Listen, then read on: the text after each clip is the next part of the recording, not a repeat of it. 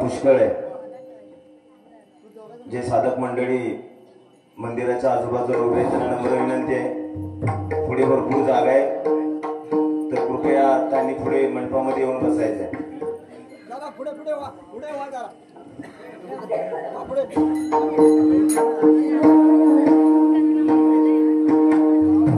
त्याला हलवू नका, पुढे राहू दे।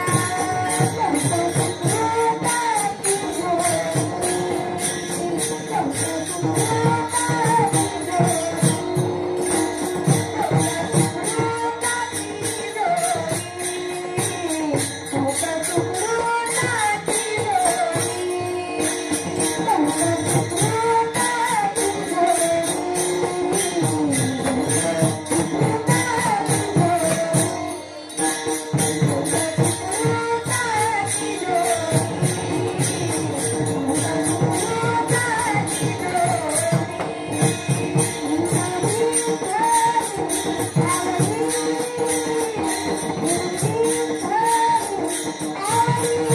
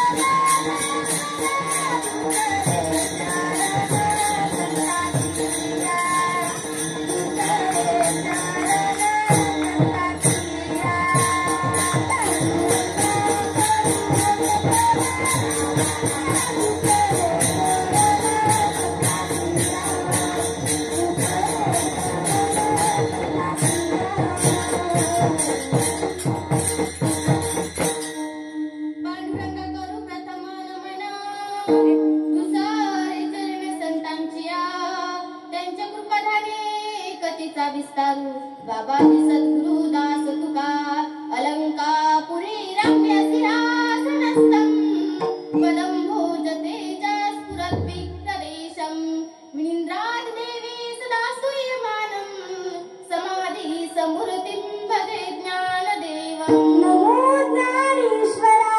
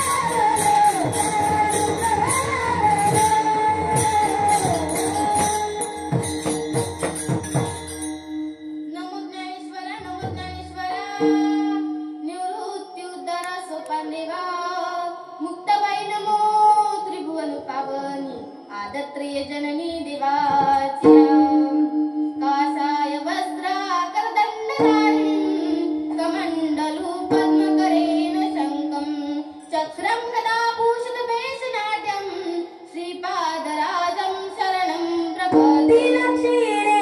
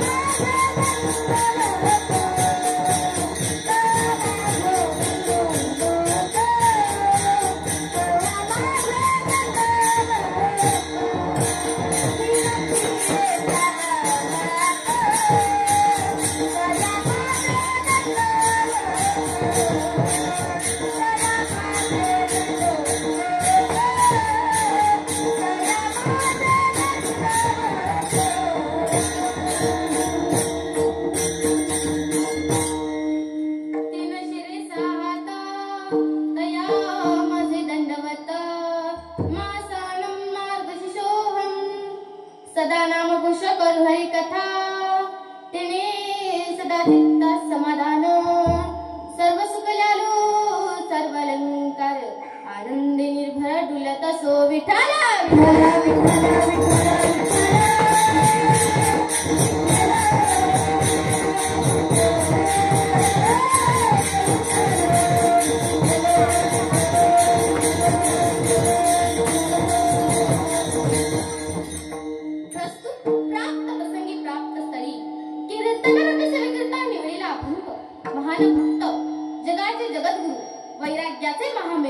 देहूचे सुप्रसिद्ध साधू श्रीमंत जगद्गुरु तुकाराम महाराज यांचा 4 चरणातील नामपर प्रकरणातील अभंग आजच्या कीर्तन रूपी सेवेकरता निवडलेला आहे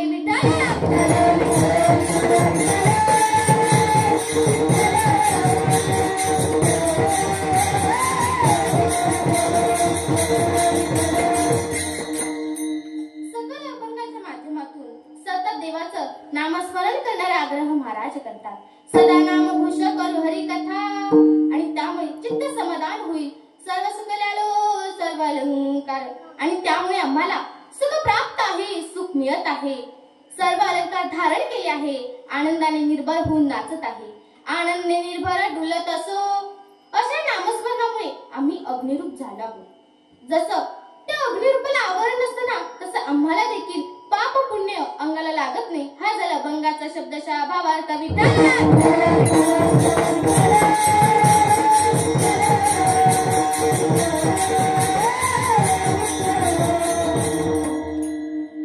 कीर्तनाला सुरुवात करण्याआधी परिहार देणे हे भक्ताचं प्रथम कर्तव्य आहे. परिहार देणे तो असा मौजे जाडेवाडी तहसर या ठिकाणी नवतरुण दत्त मंडळ आयोजित अखंड हरिनाम सप्ताह नवतरुण दत्त मंडळ आयोजित अखंड हरिनाम सप्ताह श्री दत्त जयंती उत्सव व ग्रंथराज ज्ञानेश्वरी पारायण गेल्या 30 वर्षापासून हा उत्सव चालू आहे. या उत्सवाला बळ देण्याचे काम श्री सद्गुरु विराम महाराज करम त्याचबरोबर सुखार निवास सद्गुरु शिवण महाराज त्याचबरोबर गुरुवर्य तुकाराम महाराज व गुरुवर्य गंगाराम महाराज जाडे यांच्या सर्वांच्या प्रेरणेने व गुरुवर्य हरिभक्त पारायण भागवत महाराज भारती यांच्या कुशल मार्गदर्शनाने हा कार्यक्रम चालू आहे. विठ्ठला विठ्ठला विठ्ठला विठ्ठला विठ्ठला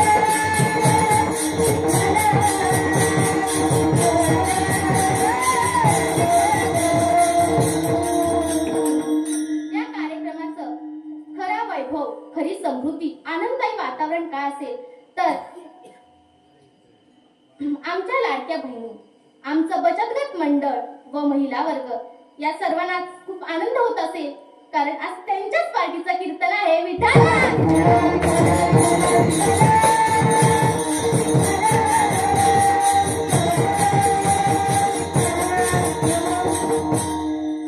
बहुसंख्येने उपस्थित असलेल्या महिला वर्ग व मला या ठिकाणी येण्याचं बळ देणारे आमचे हरिभक्त पारायण पांडुरंग महाराज जाडे मला आळंदीवर काही माहित नव्हतं आणि कसं जावं कुठल्या संस्थेत प्रवेश घ्यावा कोण योग्य मार्गदर्शन करील या सगळ्या प्रश्नांवरती रामबाण उपाय म्हणजे आमचे मंगेश महाराज जाडे या सर्वांनी मला खूप सहकार्य दिलं म्हणून आज मी तुमच्या समोर उभी आहे. तुमच्या सर्वांसमोर कीर्तन करण्यासाठी उभी आहे म्हणून या सर्वांच्या चरणी नतमस्तक होते व मला ज्यांनी या ठिकाणी येण्याचं मला या ठिकाणी 5 महिन्यात कीर्तन करण्यासाठी मनोबळ देणारे माझे गुरुवर्य हरिभक्त पारायण सुधा महाराजिंगे यांच्या चरणी नतमस्तक होते. मला हे सगळं करण्यासाठी परवानगी देणारे माझे माता पिता श्री सुनील काशीराम खेतले व सौ सुनीता सुनील खेतले यांच्या चरणी नतमस्तक होते. माझ्या दीदीच्या चरणी नतमस्तक होते आणि इथं भाविक मंडळी जमलेले या सर्वांच्या चरणी साष्टांग दंडवत करते आणि माझ्या सेवेला प्रारंभ श्री संताची माता चरणारी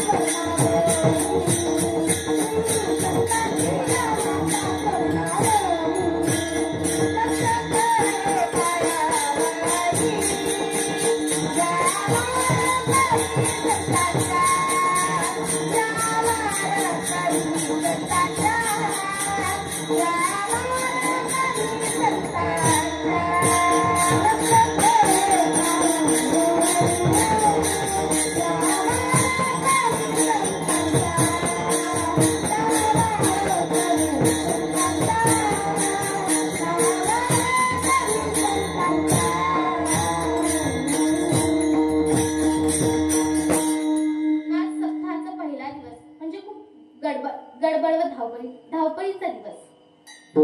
आमच्या वारकरी संप्रदायामध्ये काही नियम ठरलेले आहेत. पहिल्या दिवसाच्या कीर्तनकाराने कोणता अभंग घ्यावा, दुसऱ्या दिवसाच्या कीर्तनकाराने कोणता अभंग घ्यावा, जागराच्या दिवशी कोणता अभंग घ्यावा व काल्याच्या दिवशी कोणता अभंग घ्यावा, हा सगळा नियम ठरलेला आहे. म्हणून या वारकरी संप्रदायाच्या नियमाला कुठेही धक्का लागू नये म्हणून पहिल्या दिवसाच्या कीर्तनकाराने नामपर प्रकरणातील अभंग घ्यावा, दुसऱ्या दिवसाच्या कीर्तनकाराने संतपर प्रकरणातील अभंग घ्यावा, जागराच्या दिवशी मागणीपर अभंग घ्यावा व काल्याच्या दिवशी पुष्पलीला सांगणारा अभंग घ्यावा. म्हणून या हा सगळा वारकरी संप्रदायाचा नियम ठरलेला आहे. या वारकरी संप्रदायाच्या नियमाला कुठेही धक्का लागू नये म्हणून आज कीर्तनासाठी नामपर प्रकरणातील अभंग घेतला आहे. विठ्ठला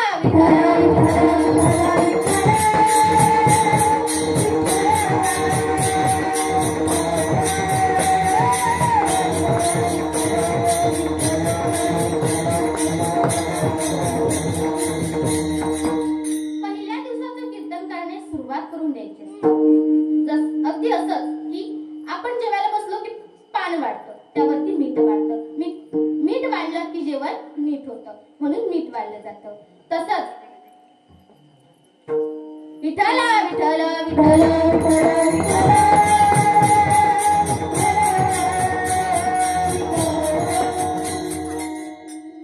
माझं आजचं काम अगदी सोपं आहे. मला पान आणि मीठ वाढायचंय. उद्यापासूनचे कीर्तनकार त्यावरती अनेक वेगवेगळे पदार्थ वाढणार आहेत.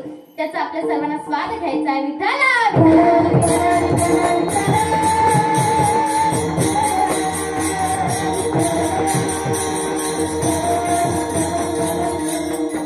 आजचा उत्सव आहे ना, तो दत्तात्रयांचा जन्मदिवस आहे. यावरती दृष्टांत आठवला म्हणून सांगते. एकदा देवऋषी नारद मुनींना खूप भूक लागली होती. ते येणारे जाणाऱ्यांक भिक्षा मागत असे. भिक्षा दे मा, भिक्षा मागत असे. विठ्ठला विठ्ठला विठ्ठला विठ्ठला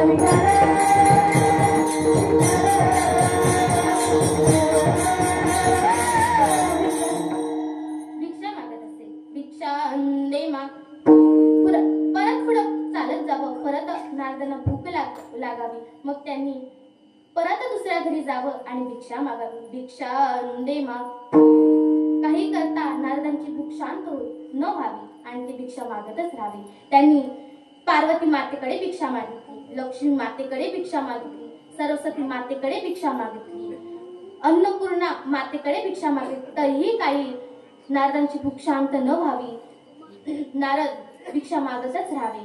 असेच एक दिवस असे चालत चालत ते पृथ्वी तलावरती आले. पृथ्वी तलावरती दारोदारी भिक्षा मागू लागले. भिक्षा दे मा. माते मला काहीतरी खायला दे, मला भूक लागली, नाहीतर मी मरून जाईन. विठ्ठला विठ्ठला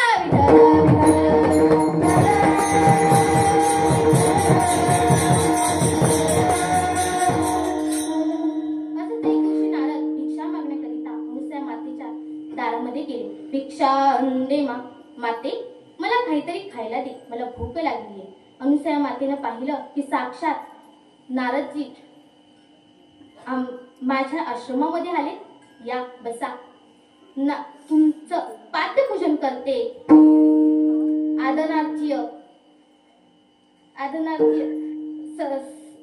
सत्कार कर. विठ्ठला विठ्ठला विठ्ठला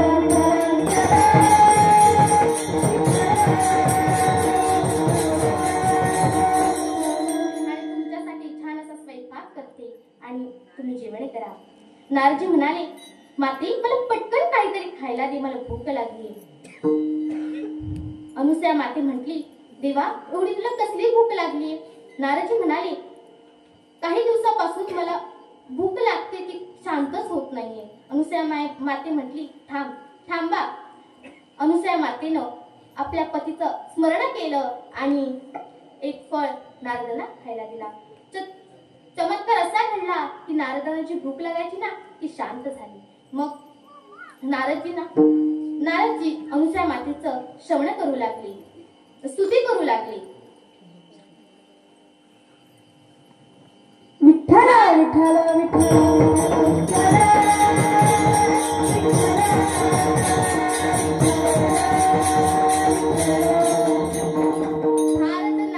भारत नारी की शक्ती महान, भारत नारी की शक्ती महान महान महान महान. भारत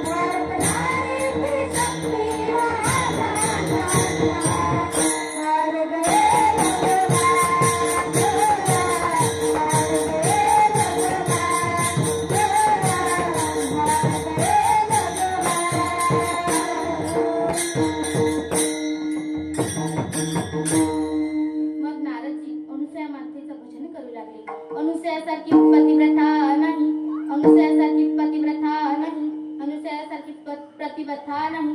हे सगळं पार्वती मातेनं, लक्ष्मी मातेनं व सरस्वती मातेनं ऐकलं. त्यांनी नारदजींना विचारायचं ठरवलं की तुम्ही देवाचं भजन करायचं सोडलं आणि अनुसया मातेचं भजन का करता? त्यावर नारदजी म्हणाले, मला काही दिवसापूर्वी भूक जास्त लागत होती. ती भूक देवाला शांत करता आली नाही. ती फक्त अनुसया मातेला शांत केली. अनुसया मातेला शांत केली म्हणून मी अनुसया मातेचं भजन करतो. आता दुसऱ्या बाईच्या समोर, एका बाई समोर दुसऱ्या बाईची स्तुती काय सहन होत नाही. काय होत नाही? काय होत नाही? स्तुतीच आहे. विठ्ठला विठ्ठला विठ्ठला विठ्ठला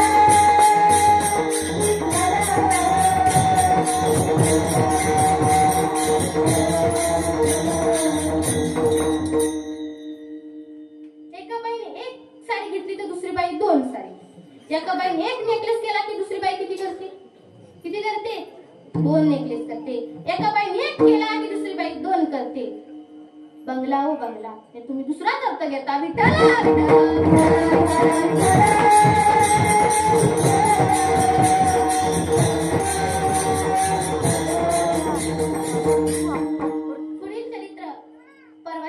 पुढील चरित्राचा भाग परवाच्या दिवशी श्रवण करायला भेटणार आहे. विठ्ठला विठ्ठला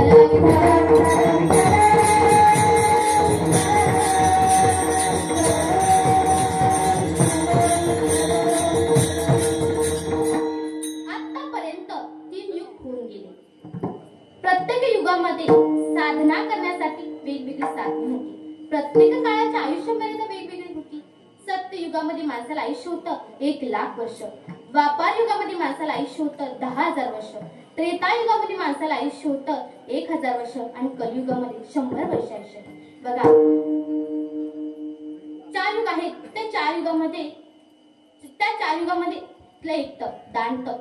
मग माऊली दान तप अनेक प्रकारचे आहेत. त्यामध्ये येतं भूदान, अन्नदान, नेत्रदान, रक्तदान, धनदान, ज्ञानदान आणि आत्ता होऊन गेलेलं मतदान. विठ्ठला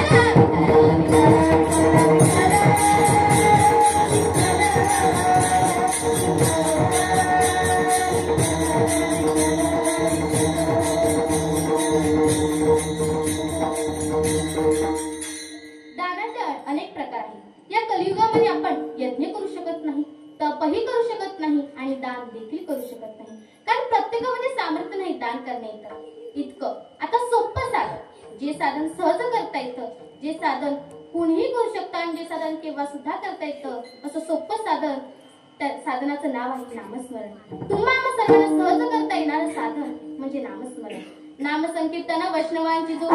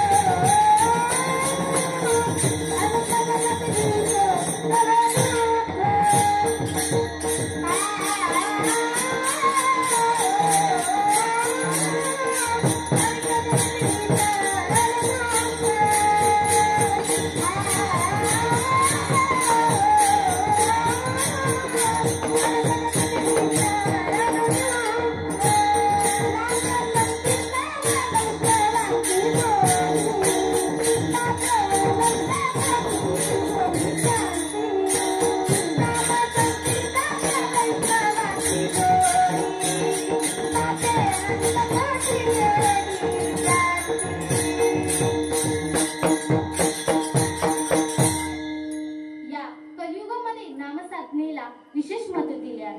कारण नामस्मरण कोणीही करू शकतं. आंधळा देखील नामस्मरण करू शकतं. आंधळा, पांगळा, लहान मोठे मनुष्य जो कोणीही नामस्मरण करू शकतो आणि कोणीही नामस्मरण करू शकतो. त्याला काही काळ वेळ नाही. अहो तुकोबरायन देखील सांगितलंय, ठाईचं बैसुनी करा एक चित्त, ठाईचं बैसोनी,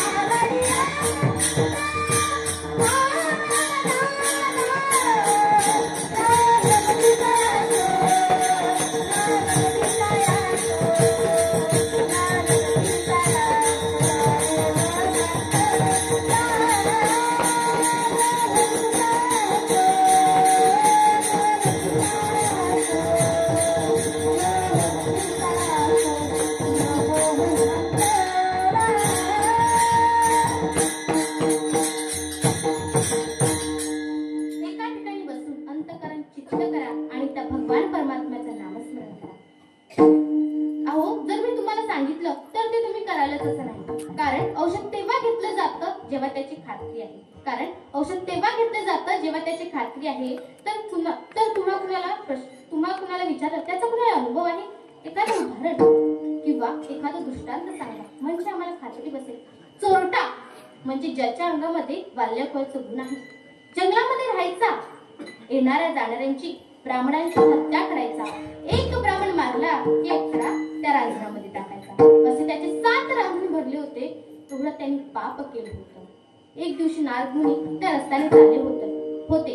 नारायण नारायण. नारदांना मारण्याकरिता वाल्याने कुऱ्हाड वरती केली. त्याच टायमाला नारदजी म्हणाले, थांब वाल्या, हे जे सगळं करतोस ते कुणासाठी? त्या बायका मुलांकरिता. तरी तू घरी जाऊन त्यांना विचार की हे तुमच्यासाठी पाप, हे सगळं मी करतोय त्या पापात तुम्ही वाटकरी आहात का? वाल्यकोई म्हणाला, वा नारद मुनी, पळायचा चांगला मार्ग काढताय. नारदजी म्हणाले, तुला जर असं वाटत आहे मी जर पळून जाणार आहे तर तू या झाडाला बांधून ठेव. वाल्यकोईने नारदाला झाडाला बांधून ठेवले आणि तो घरी गेला. घरी गेला, आपल्या बायका मुलांना विचारलं, तुमचं पोट भरण्याकरिता मला माणसं मारावी लागतात. माणसाला मारून मला पैसा सोनं तुमच्यासाठी आणतो. त्या पैसा आणि त्या सोन्यात तुम्ही वाटेकरी आहात का? बायका मुलांनी सांगितलं, तुमच्या पैशात तुमच्या सोन्यात मी वाटेकरी आहे. वल्लभ म्हणाला, बरं ठीक आहे, पण हे सगळं करण्यासाठी मला माणसांचा जीव घ्यावा लागतो. त्या पापात तुम्ही वाटेकरी आहात का? बायका मुलांनी सांगितलं, तुमच्या पैशात तुमच्या सोन्यात आम्ही सोन्यात आम्ही वाटेकरी होऊ, पण तुमच्या पापात आम्ही वाटेकरी काय होऊ शकत नाही. वल्लभ पळत गेला आणि नारदांचे पाय धरले आणि नारदांना म्हणाला, ज्यांच्याकरिता मी हे सगळं पाप करतोय ते कोणी माझ्या पापात वाटेकरी होत नाहीये. आजपासून मला संसार करायचा नाही. मला आजपासून उद्धाराचा मार्ग सांगा. नारदजी म्हणाले, तू केलेल्या पापाचं तुला जर पश्चाताप होत असेल तर मागे झाले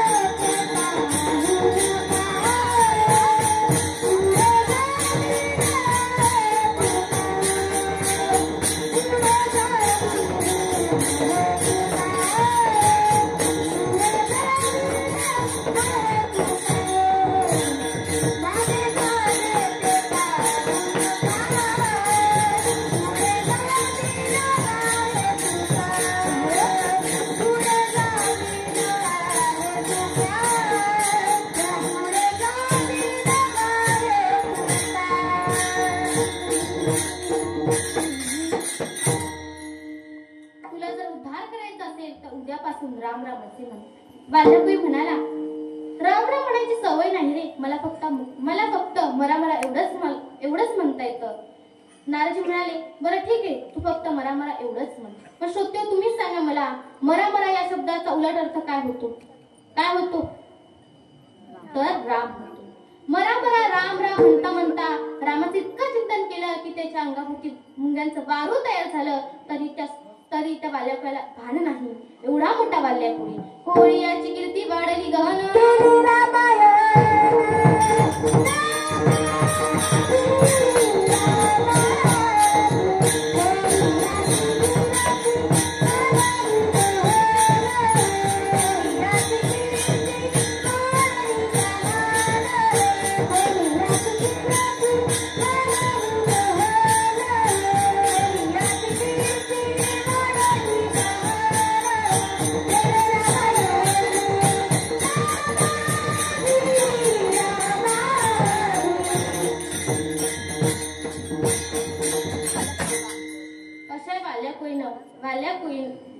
रामाचं इतकं चिंतन केलं. अशा वाल्याकुईनं प्रभू रामचंद्र जन्माआधी 12,000 वर्षाआधी रामायण हा ग्रंथ लिहिला आणि रामायण हा ग्रंथ लिहिल्यामुळे तो वाल्मिक ऋषी बनला. ज्यांचं धन चोरायचा, ज्यांना मारून टाकायचा असा वाल्याकुई रामायण नावाचा ग्रंथ लिहिल्यामुळे तो सगळ्या जगाला प्रिय झाला. विठ्ठल विठ्ठल विठ्ठल विठ्ठल.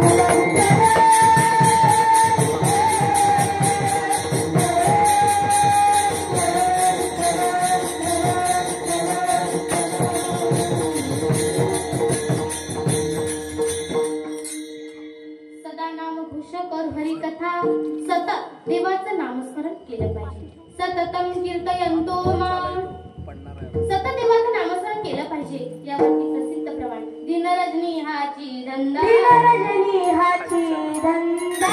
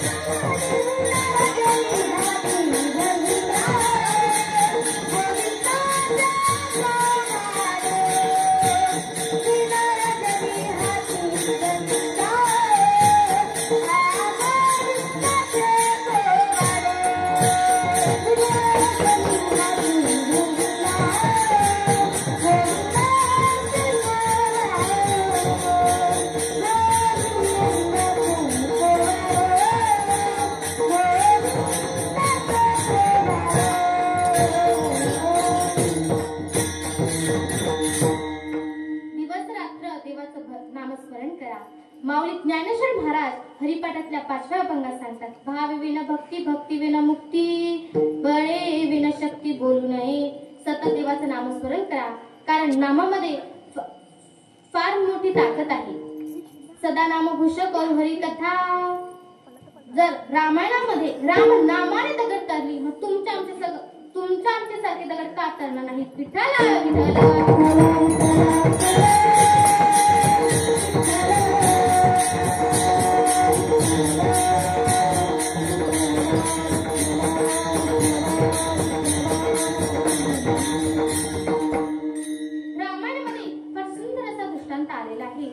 नामामध्ये किती सामर्थ्य आहे. जर आपल्याला हे पाहायचं असेल तर रामायण मधल्या रामसीता दृष्टांतामध्ये तो पाहायला मिळेल. विठ्ठल विठ्ठल विठ्ठल.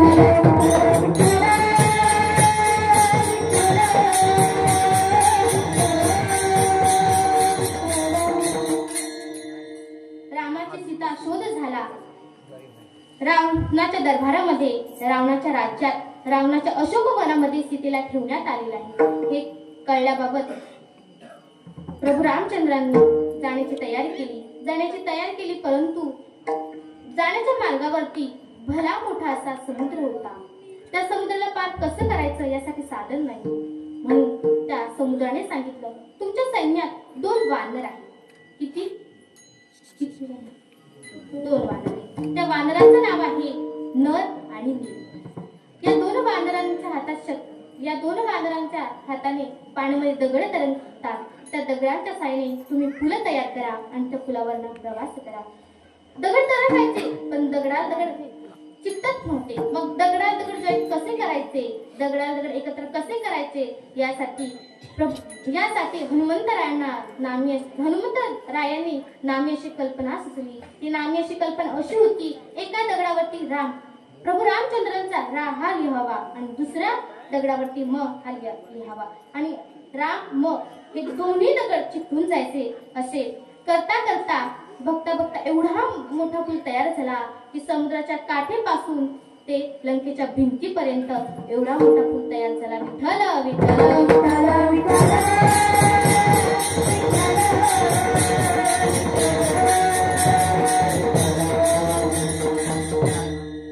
एवढा मोठा पूल तयार झाला. प्रभू रामचंद्रांना वाटले, जर माझ्या नामाने जर दगड तरंगत असतील तर माझ्या हाताने दगड का तरणार नाही.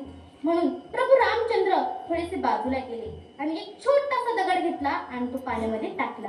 तर श्रोते, तुम्हीच मला सांगा, तो दगड बुडला असेल की तरला? बुडला असेल. प्रभू रामचंद्रांना वाटले की तो दगड छोटा असल्या कारणाने तो दगड बुडला असेल. म्हणून प्रभू रामचंद्रांनी दुसरा दगड टाकला, तोही बुडला. तिसरा दगड टाकला, तोही बुडला. प्रभू रामचंद्रांना वाटलं की हे सगळं करताना आपल्याला तर कोणी पाहिलं नसेल ना. म्हणून हनुमंतराय आजूबाजूला बघतात, कोणी नसतं आणि पाठीमागे वळून बघतात.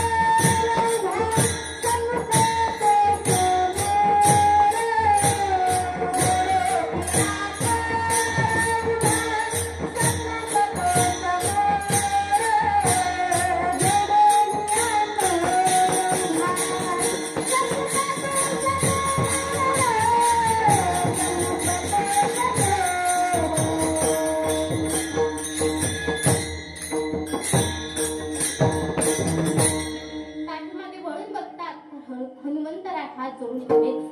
प्रभू रामचंद्रांनी हनुमंतरायला विचारले, तुम्ही तर काही पाहिले तर नाही ना?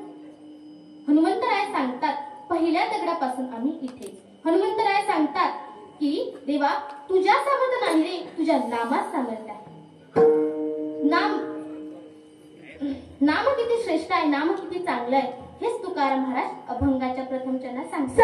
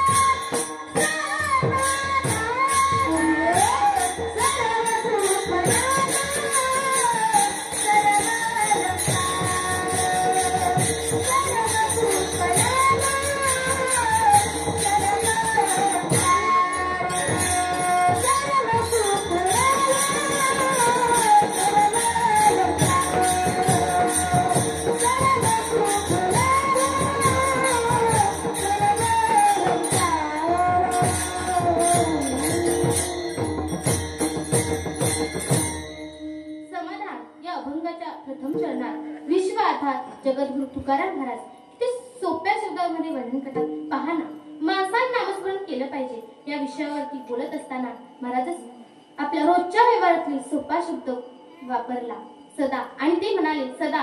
सदा या शब्दाचा अर्थ सतत, नेहमी, वेळोवेळी करत राहणे. आणि सतत जे केलं जातं त्याला स्मरण म्हणतात. पण कशा स्मरण? तर नामस्मरणात. विठ्ठल विठ्ठल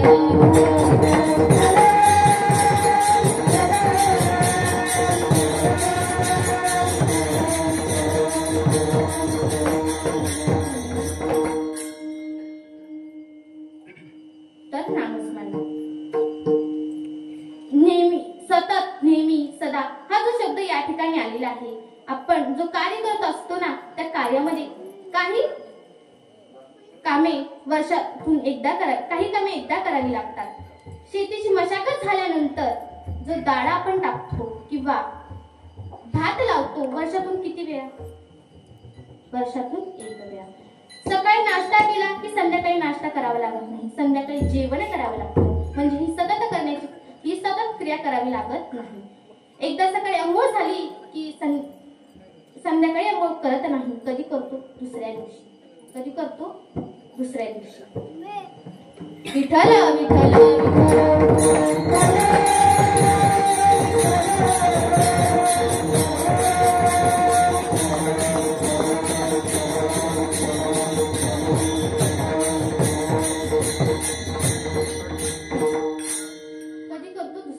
इथं महाराज सांगतात की सदा नेहमी करायचं, कर नेहमी करायचं, तेही करायचं, सतत तेच करायचं, सतत तेच करायचं.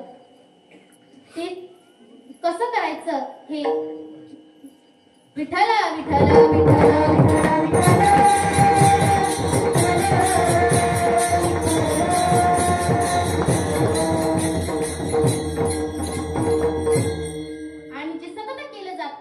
नामस्मरण म्हणतात. कसं करायचं हे शांतीब्रह्म एकनाथ महाराज हरिपाठामध्ये वर्णन करून सांगतात.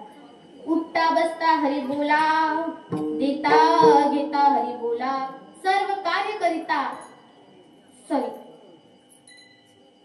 विठ्ठल विठ्ठल विठ्ठल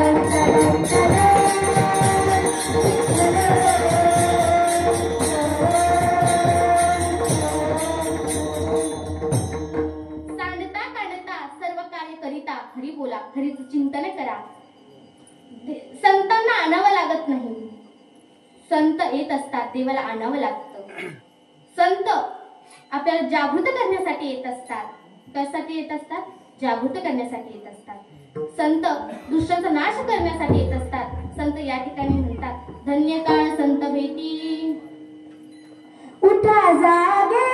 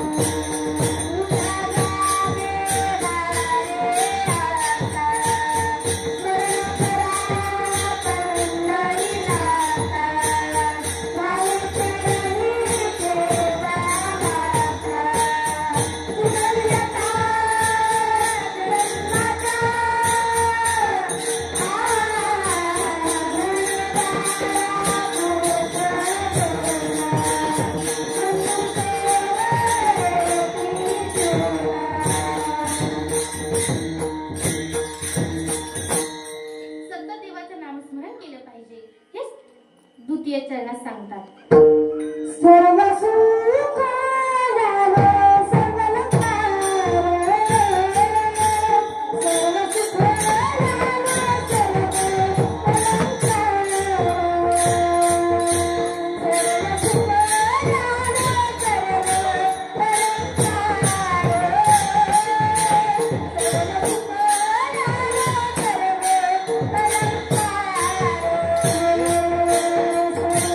Bye.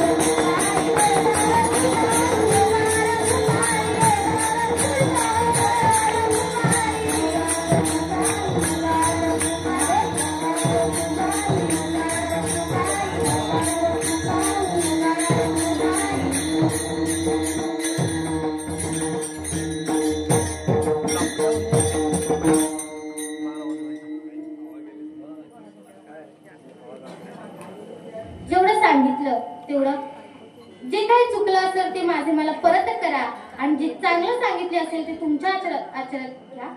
झालेली सेवा विठ्ठल विठ्ठल विठ्ठल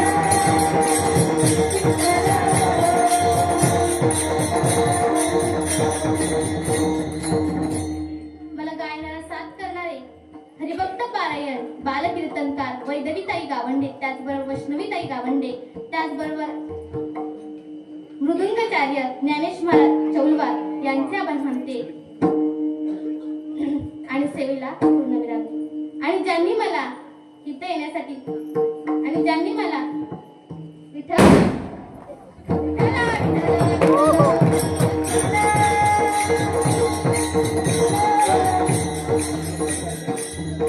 माझ्या गुरुवरांच्या चरणी समर्पित करते. माझ्या आई वडिलांच्या चरणी नतमस्तक होते.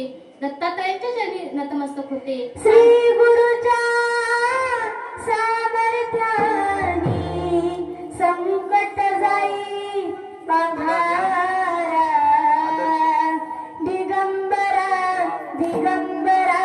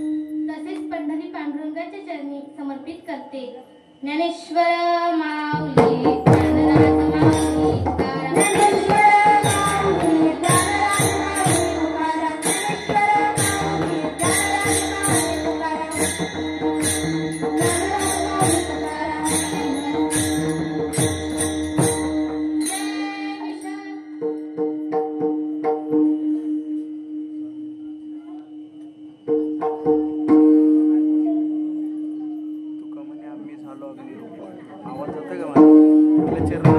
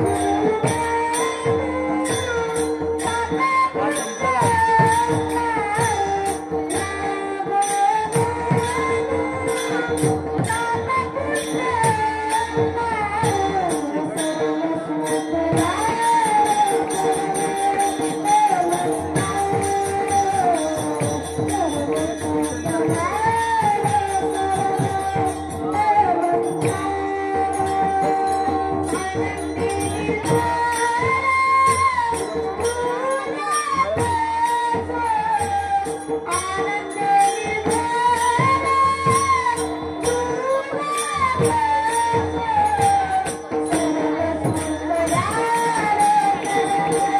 Gõ để